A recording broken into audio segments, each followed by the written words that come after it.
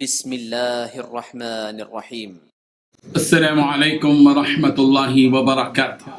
الحمد لله وكفى وسلام على عباده الذين اصطفى اما بعد. حاضرین و ناظرین، یہ درس نمبر 1155 ہے اور آج سورہ کہف کی 3 آیتوں کی تلاوت اور تشریح کی جائے گی، آیت نمبر 11، 12 اور 13۔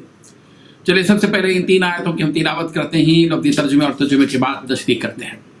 اعوذ باللہ من الشیطان الرجیم، بسم اللہ الرحمن الرحیم۔ فضربنا على آذانهم في الكهف سنين عددا ثم بعثناهم لنعلم أي الحزبين أحصى لما لبثوا أمدا نحن نقص عليك نبأهم بالحق إنهم فتية آمنوا بربهم وزدناهم هدى۔ صدق اللہ العظیم۔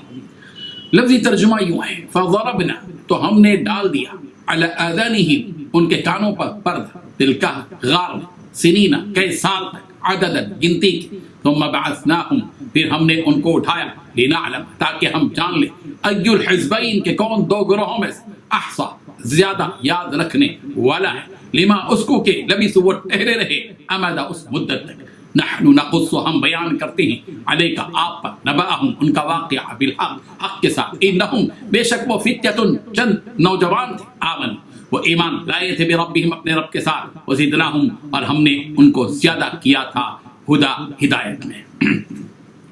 ترجمہ یوں ہے، چنانچہ ہم نے ان کے کانوں کو تھپکی دے کر کئی سال تک ان کو غار میں سلائے رکھا، پھر ہم نے ان کو جگایا تاکہ یہ دیکھیں کہ ان کے 2 گروہوں میں سے کون سا گروہ اپنے سوئے ہوئے رہنے کی مدت کا زیادہ صحیح شمار کرتا ہے۔ ہم تمہارے سامنے ان کا واقعہ ٹھیک ٹھیک بیان کرتے ہیں۔ یہ کچھ نوجوان تھے جو اپنے پروردگار پر ایمان لائے تھے اور ہم نے ان کو ہدایت میں خوب ترقی دی تھی۔ ان 3 آیتوں میں 6 باتیں بتلائی گئی ہیں۔ پہلی بات، چنانچہ ہم نے ان کے کانوں کو تھپکی دے کر کئی سال تک ان کو غار میں سلائے رکھا۔ دوسری بات، پھر ہم نے ان کو جگایا۔ تیسری بات، تاکہ یہ دیکھیں کہ ان کے 2 گروہوں میں سے کون سا گروہ اپنے سوئے ہوئے رہنے کی مدت کا زیادہ صحیح شمار کرتا ہے۔ چوتھی بات، ہم تمہارے سامنے ان کا واقعہ ٹھیک ٹھیک بیان کرتے ہیں۔ پانچویں بات، یہ کچھ نوجوان تھے جو اپنے پروردگار پر ایمان لائے تھے۔ چھٹی بات، ہم نے ان کو ہدایت میں خوب ترقی دی تھی۔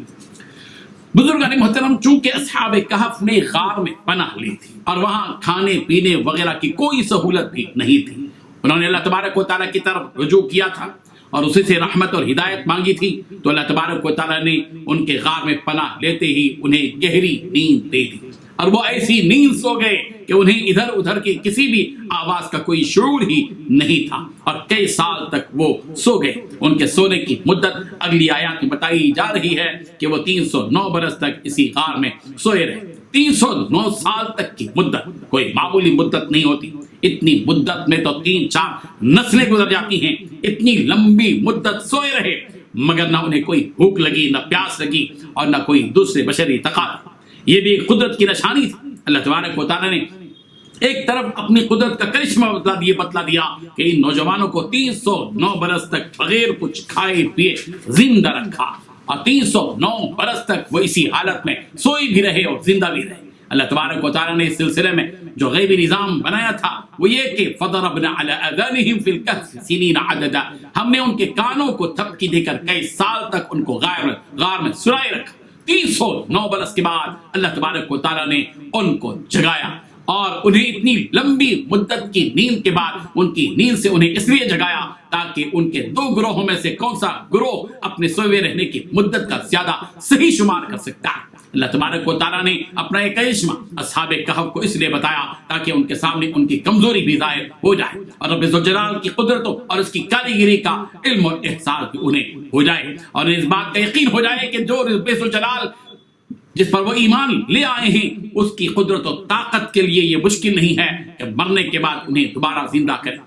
جو رب ذوالجلال 309 برس تک نیند دے کر دوبارہ ان کو نیند سے جگا سکتا ہے، وہی خدا انہیں مرنے کے بعد دوبارہ زندہ کر سکتا ہے۔ بعض مفسرین نے یہاں 2 گروہوں سے متعلق یہ بات لکھی ہے کہ پہلے گروہ سے انہی میں کی وہ جماعت مراد ہے جنہوں نے اپنی نیند سے بیداری کے بعد سوال کیا تھا کہ ہم کتنے دن رہے، اور دوسرے گروہ سے مراد وہ جماعت ہے جنہوں نے جواب میں یہ کہا تھا کہ ربکم اعلم بما لبثتم، کہ تمہارا پروردگار زیادہ جانتا ہے کہ تم کتنے دن ٹھہرے رہے۔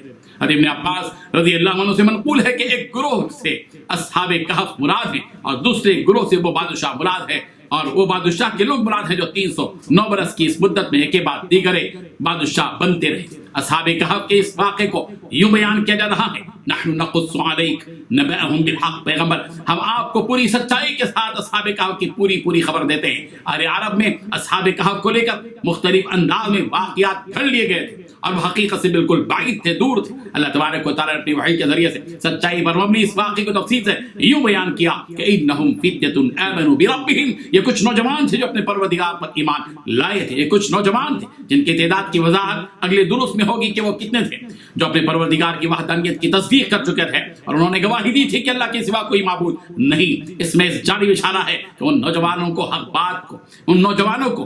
بات کو ایک ایسے ماحول میں قبول کیا تھا ان نوجوانوں نے جہاں باطل کے مختلف راستے ان کے سامنے رائج تھے اور اس زمانے کے بڑے بڑے لوگ باطل دین میں غوطہ لگائے ہوئے تھے۔ یہ نوجوان وہ سعادت مند نوجوان تھے جنہوں نے اللہ تعالیٰ کی وحدانیت کو تسلیم کیا۔ اس آیت سے یہ بھی محسوس ہوتا ہے کہ ہر زمانے میں نوجوانوں نے پہلے حق بات کو قبول کیا ان بوڑھوں کے مقابلے میں جنہوں نے باطل کو اختیار کیا تھا۔ یہی وجہ ہے کہ رسول رحمت صلی اللہ علیہ وسلم کے زمانے میں بھی نوجوانوں نے پہلے اللہ اور اس کے رسول کی بات تسلیم کی اور قریش کے جو بوڑھے لوگ تھے وہ اپنے باطل دین پر قائم رہے۔ عبرانی نے حضرت ابن عباس رضی اللہ عنہ سے روایت کیا، وہ کہتے ہیں کہ اللہ تبارک و تعالیٰ نے ہر نبی کو جوانی کی حالت میں نبی بنایا اور یہ آیت پڑھی قالوا سمعنا فتى یذکرہم یقال له ابراہیم۔ اس کے بعد یہ بات کہی گئی کہ وزیدناہم ھدی، ہم نے ان اصحاب کہف کو ہدایت میں خوب ترقی دی تھی۔ اس آیت سے استدلال کیا گیا کہ آدمی کا ایمان بڑھتا بھی ہے اور گھٹتا بھی ہے۔